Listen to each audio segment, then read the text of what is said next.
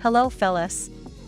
Welcome back to Top 5 Choices. This is Haley from Top 5 Choices, and I hope you all are doing good. In today's video, I am going to do a detailed review and pick the top 5 best gaming phones, 2022. After doing proper researches, we came to the conclusion that meets the best in terms of overall. Kindly leave a like if you find this helpful, and I'd appreciate if you subscribe to my channel and turn on post notifications if you haven't. We will be also providing affiliates link to purchase from Amazon. Kindly use it for best offers and purchase from anywhere in the world. We'll be back with more videos. That's what Xiaomi is aiming for with its second best gaming phone, the Black Shark 4.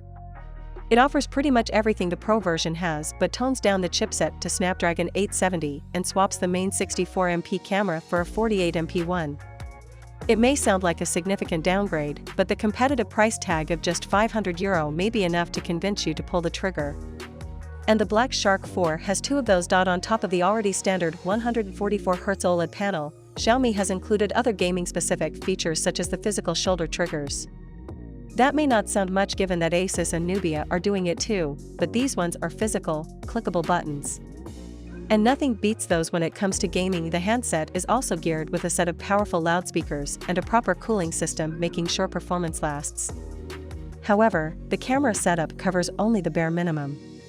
Then again, that's probably not what you are after if you are already here reading a gaming phone review. What concerns us the most is the below-average battery capacity of 4,500 mAh.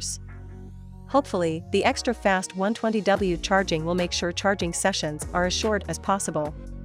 Xiaomi promises a full charge in just 17 minutes. The Black Shark 4 comes in a standard retail box that weighs a little more than expected, mostly due to the chunky 120W charger. In case you are in China or a reviewer, because the global variant of the handset ships with a 67W charger instead. The USB-A to USB-C cable for charging and data transfer is also at hand, along with a hard, plastic, semi-transparent case as a bonus. The design of the REDMAGIC 7 is similar to 2021's REDMAGIC 6S Pro, with a few minor differences. There are 3 color variations available this year, including black/red, blue/pink, and translucent black. I'm reviewing the Supernova model with the translucent rear that displays the LED lit internal fan. The phone's 3 cameras run down the middle of the phone's back, though a larger bump now encapsulates the cameras and the flash.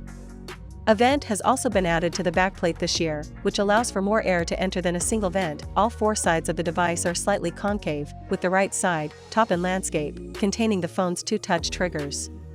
You can use the slightly raised edges to find the touch triggers when holding the phone in landscape. The rest of the indentations on the other 3 sides more than likely exist for parity, which is a fine look if you enjoy consistency as much as I do. The top of the device houses the headphone jack and a mic, and the bottom has the SIM slot, mic, centered USB-C port, and speaker grill. The front-facing earpiece doubles as a speaker, so you get stereo sound in combination with the bottom-firing speaker.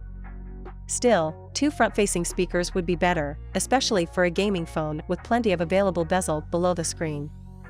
No matter the color variation you choose, gamer aesthetic is the flavor of the day. With so many subdued smartphone choices out there shooting for a minimal look, sometimes a little extravagance is welcome. Still, this design language won't appeal to everyone. On the left of the handset is the volume rocker, with a vent above, and the game mode slider is above that. The right houses another mic, an almost centered power button, and the fan's intake vent. With the power button on one side and the volume rocker on the other, using a controller clip can be challenging. The ASUS ROG Phone 5 has a largely similar design as its predecessor, the ROG 3, a black rectangle, or white, if you get the ultimate version, with the buttons and ports in the same places. There are several improvements, of course. For instance, the back cover's RGB lit ROG icon is now filtered through blocks that make it look 8-bit, but most are less noticeable. There's a volume button rocker above a power button on the right side, with capacitive touch buttons on the extreme top and bottom edges of the right side that act as shoulder buttons. On the left side is the USB-C port that's been in the ROG series since its inception, but this time around, instead of another cable port, there's a capacitive strip to connect to accessories. And since that's shallower than a port, it makes the rubber plug, to keep out dust and sand, easier to pop out. That's symbolic of the ROG 5's small but noticeable quality of life improvements. The 6.78-inch display is slightly larger than the ROG 3's thanks to smaller top and bottom bezels, more responsive shoulder buttons than in the ROG 3, and of course, the 3.5mm headphone jack. Don't expect improved materials, though. The back cover is still plastic, with a bit of a cheaper feel than glass that we'd hold against ASUS if this wasn't a growing trend in flagship phones to cut costs. We see you, Samsung Galaxy S21. A bigger change is the back cover's design.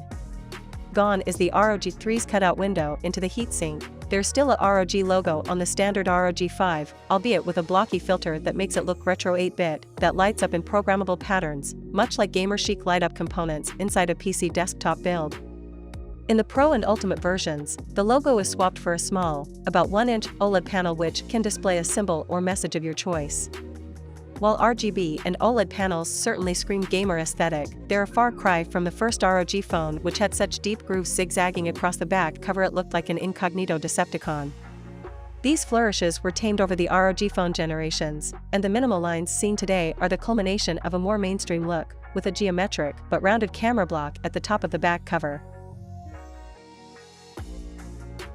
The Samsung Galaxy S22 Ultra is simple but stunning at the same time. I appreciate the sharp, squared-off angles, and I also like that the cameras aren't housed in a honking bump. They are more flush with the back of the handset. The overall look is minimalist and sleek. Another plus, the 6.8-inch display is gently curved, so it adds some aesthetic appeal without leading to accidental screen presses.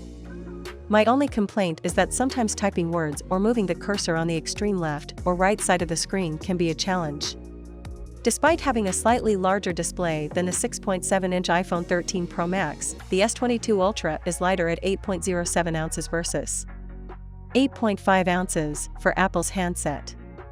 The Galaxy S22 Ultra feels solid and durable, and it should, as it's fortified with an Armor aluminum frame and a Gorilla Glass Victus Plus back. We'll have to see how well this phone holds up in drop tests, though. The Samsung Galaxy S22 Ultra looks determined to top our best camera phone list and unseat Apple and Google. Our testing shows that the S22 Ultra is a very good camera phone, but it's quite the champ.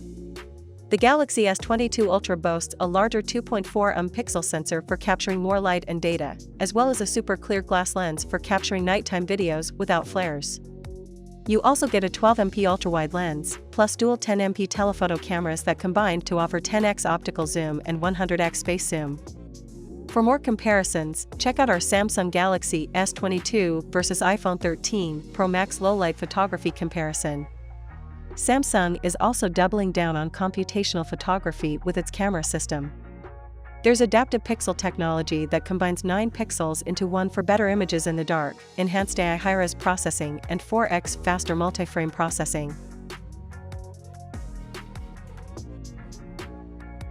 The iPhone 13 Pro Max retains the flat edges of the iPhone 12 Pro Max, but looks a bit different. For one, the camera array is larger than before, so it takes up a bit more real estate on the back of the phone. Weighing 8.46 ounces, the iPhone 13 Pro Max is also notably heavier than its 8.03-ounce predecessor. But I'll allow that given the new iPhone Pro has a larger battery. The biggest upgrade to the iPhone 13 Pro Max's display, and biggest upgrade overall, is the new ProMotion display. This 6.7-inch panel can dynamically scale its refresh rate from 10 Hz to 120 Hz, which results in smoother overall performance and animations. The iPhone 13 Pro Max has a bigger camera array for a reason. The main wide camera is Apple's largest yet at 1.9 micrometers pixels, up from 1.7 micrometers, while offering AF/1.5 aperture, which is rated to deliver 49% more light than the iPhone 12 Pro Max. And the ultra-wide camera offers a larger f/1.8 aperture, was f/2.4 for iPhone 13 Pro Max, for brighter pics while offering a wider field of view. Zooming on the iPhone 13 Pro Max gets a boost as well, as the iPhone 13 Pro Max's telephoto lens offers a 3x optical zoom, up from 2.5x on the iPhone 12 Pro Max. And there's lots of camera upgrades beyond the hardware.